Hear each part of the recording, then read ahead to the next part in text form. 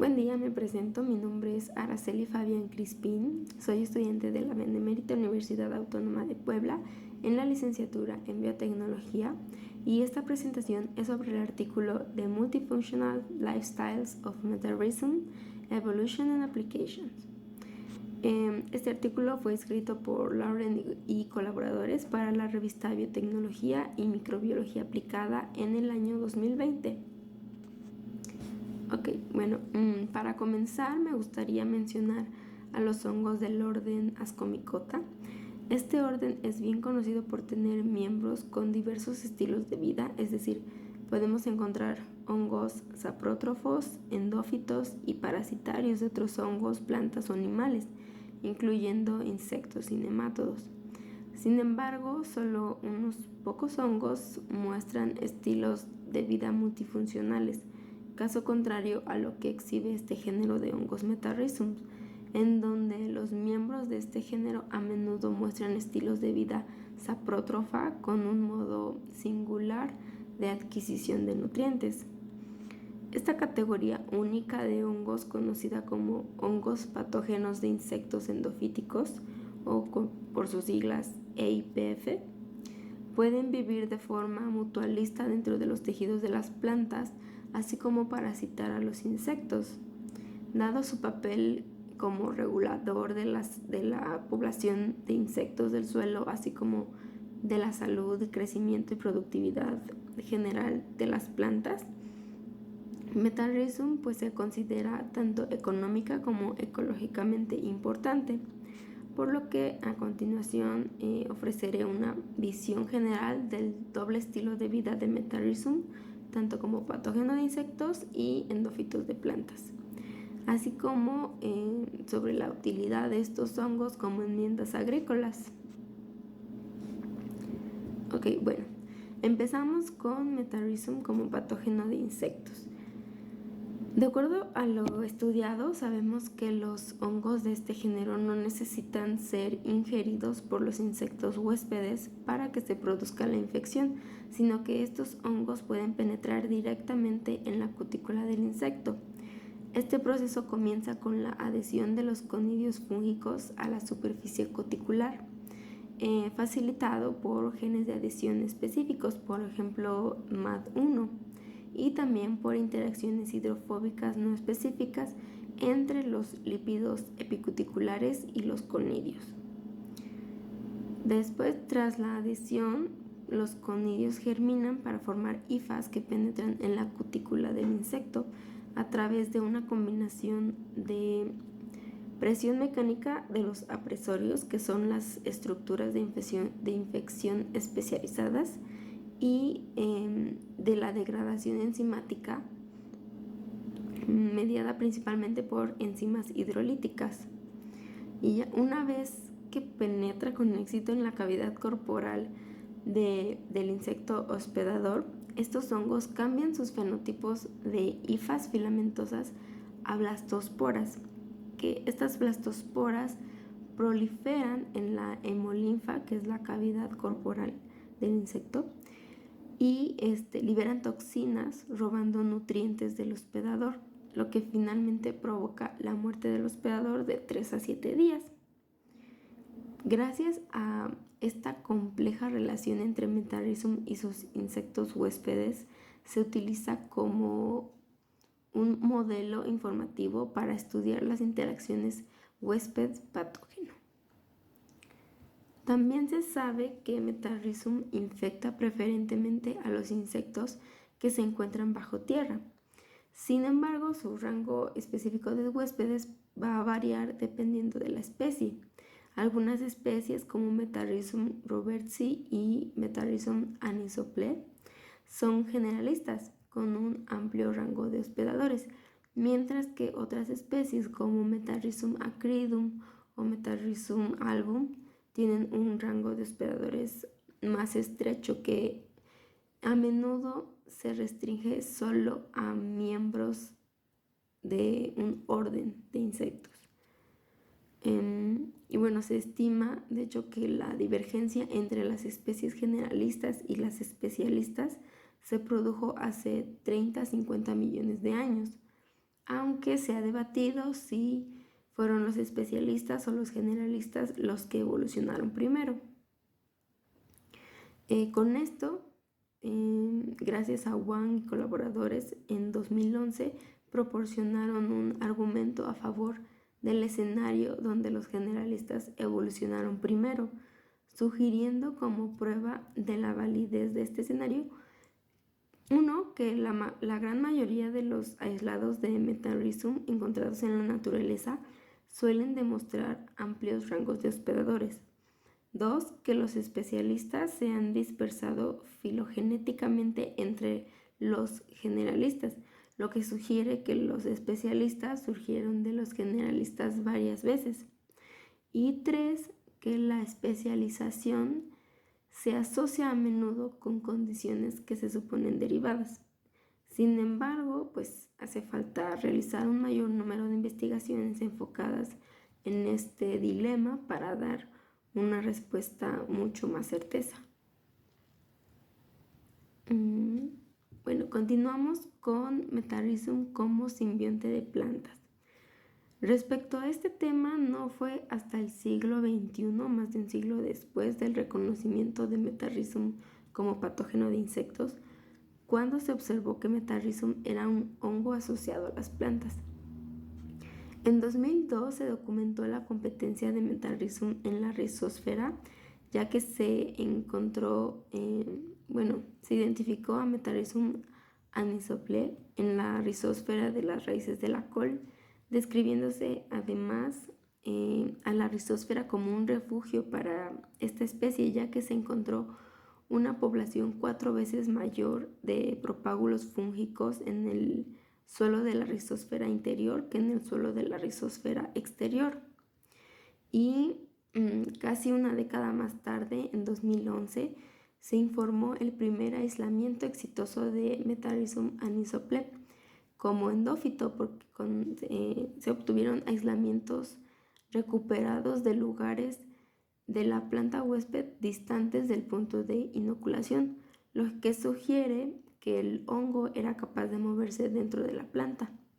Y desde entonces se ha demostrado que otras especies de Metarrhizum son capaces de colonizar de forma endofítica, rizoplana o rizosférica. Y bueno, al igual que sus capacidades entomopatógenas, la capacidad de colonizar los tejidos de las plantas va a variar según la especie y también según las condiciones ambientales, por ejemplo, la radiación ultravioleta, la temperatura, la humedad, etc. También así como las especies de huéspedes. De acuerdo a diversos experimentos, se ha observado que puede haber una preferencia por huéspedes monocotiledóneos en comparación con los cotiledóneos y que coloniza casi exclusivamente las raíces de las plantas. Sin embargo, pues los mecanismos exactos por los que Metarrhizum coloniza el tejido vegetal y media una simbiosis continua con los huéspedes no está tan bien caracterizada como con la entomopatogenicidad. Ahora, profundizando en la interfaz simbiótica, los experimentos de etiquetado isotópico han demostrado que el endofitismo y la entomopatogenia de Metarrhizum no son estilos de vida separados, sino que son eventos interdependientes y recíprocos, ya que se establece una relación mutuamente beneficiosa entre el hongo y su planta huésped mediante el intercambio de nutrientes limitantes. Por ejemplo, en un experimento se inyectaron larvas de polilla de la cera con nitrógeno marcado con un isótopo de nitrógeno 15 y también se inocularon la especie de Metarrhizum robertsi. Posteriormente se situaron en un microcosmos del suelo en el que las larvas estaban separadas de las raíces del pasto por una malla.